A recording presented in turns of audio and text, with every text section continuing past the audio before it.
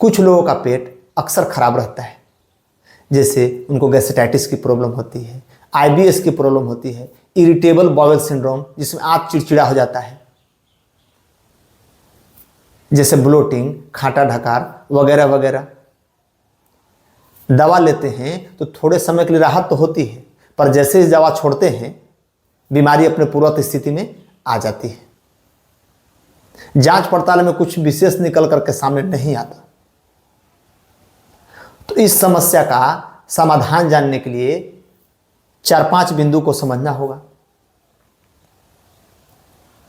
अगर ऐसा है तो सबसे पहले आप ये पता करें कि आपको कोई मानसिक समस्या तो नहीं, जैसे तनाव, चिंता, अवसाद यानी कि डिप्रेशन, या कोई पूर्व में घटित घटना जो आपको अंदर ही अंदर खाया जा रहा है। ऐसी कोई समस्या है तो आपको मानसिक समस्या ठीक करने की पहले सोचना होगा। जैसे आप योग कर सकते हैं, व्यायाम कर सकते हैं, या मामला इससे सही ना हो तो आप किसी अच्छे साइकेट्रिक से जाकर के मिल सकते हैं। सबसे प्रमुख समस्या ये है, ताजा शोधों में ये बात निकल करके आया है कि यदि आपका मूड खराब रहता है तो पेट खराब रहेगा, आपका गट यानी कि इंटेस्टाइन खराब होंगे। तो सबसे पहले आप अपने मूड को ठीक करने की कोशिश करें।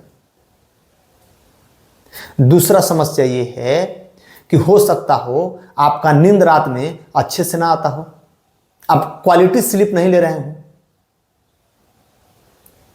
हर एक मनुष्य को कम से कम रात में 7 से 8 घंटे की नींद लेनी होती है। नींद लेने से हार्मोन बैलेंस में होता है, नींद लेने से शरीर का थकान दूर होता है, शरीर में जो कमी है वो रिकवर करती है शरीर, और नींद से हमारा मूड भी बेहतर होता है। तो कम से कम एक इंसान को 7 से 8 घंटा प्रत्येक दिन सोना चाहिए, या यूं कहें कि रात में सोना चाहिए, और वो भी अनइंटरप्टेड स्लीप। आप निश्चित समय पर बेड पर जाएं और निश्चित समय पर बेड को छोड़ें। इससे आपका शरीर का जो स्लीप साइकिल है वो सही होगा। 9 से 10 पर बेड पर चले जाएं और सुबह 5 से 6 के बीच में बेड को छोड़ दें।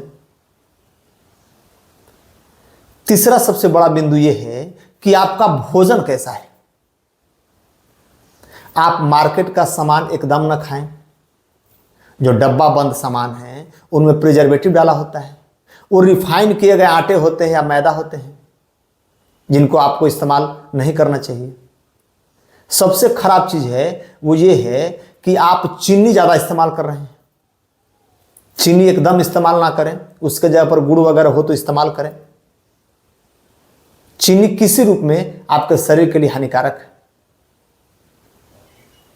आप बर्गर, पिज़्ज़ा, कुरकुरे, चाउमीन वगैरह जो भी मार्केट की चीज़ें हैं उसको एकदम अवॉइड कर दें। साग, सब्जी, फल वगैरह का इस्तेमाल करें। ये आपके शरीर में गुड बैक्टीरिया को बढ़ाएंगे, या यूँ कहें कि आपके इंटेस्टाइन में गुड बैक्टीरिया को बढ़ाएंगे, और इससे आपका मूड, नींद भी ठीक रहेगा।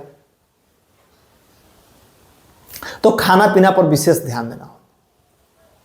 अगर आपके पास सुविधा है, और सबके पास होगा ही, आप सप्ताह में कम से कम 1 आध बार डोसा जरूर खाएं।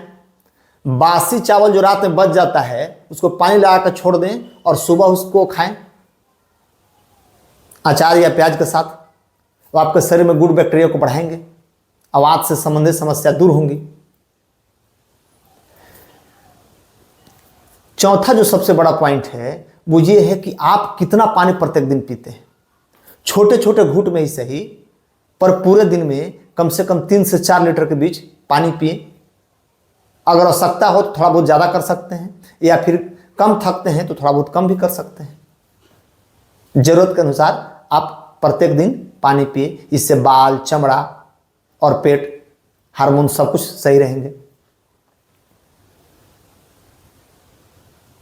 सबसे अंतिम पॉइंट है कि क्या आप दिन में एक्सरसाइज करते हैं या किसी समय एक्सरसाइज के लिए निकालते हैं।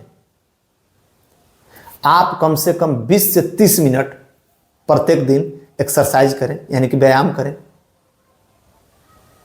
ये व्यायाम जो है आपके शरीर से एक हार्मोन निकालते हैं जिसको हम लोग एंडोर्फिन कहते हैं। ये आपके मूड को भी ठीक रखते हैं। साथ ही शरीर के सभी क्रियाकलाप सही तरीके से काम करते हैं इस थोड़े समय के व्यायाम से। इसलिए प्रत्येक दिन कम से कम 20 से 30 मिनट व्यायाम के लिए जरूर निकालें। हम समझते हैं कि आपका समस्या धीरे धीरे समाप्त हो जाएगा और ये 1 या 2 दिन में नहीं होने वाला। ये लंबे समय तक आपको करना होगा, या यूं कहें कि थ्रू आउट द लाइफ करें, पूरे जीवन करें। अगर इन सारी चीज़ों से भी आपके समस्या का समाधान नहीं होता है तो किसी अच्छे डॉक्टर से आपको मिलने की ज़रूरत है और इलाज कराने की ज़रूरत है। धन्यवाद।